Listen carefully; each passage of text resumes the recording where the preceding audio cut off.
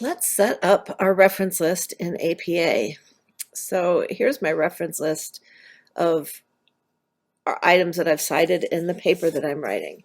The important thing for the reference list is that you cite everything that is included in the reference list, and there's nothing in the reference list that you don't cite. Notice that I am in Microsoft Word here, and this is important because I have not yet figured out how to do this in Google Docs. So notice it's not alphabetical by any stretch of the imagination.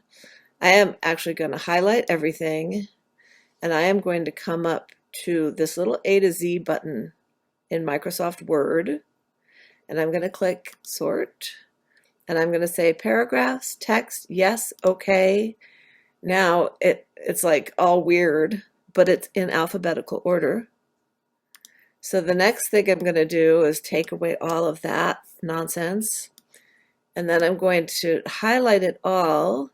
I'm going to come up to the very top, Format Paragraph, and I'm going to say it needs a hanging paragraph by 0.5, and there we go. Now notice that it's still too far over, so I am actually going to say, hey, it needs to be over, and I'm going to click that button.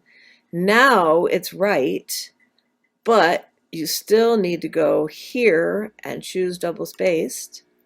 And there we go. What a beautiful reference list. And at the very, very top, I'm going to say references, and this one is going to be centered.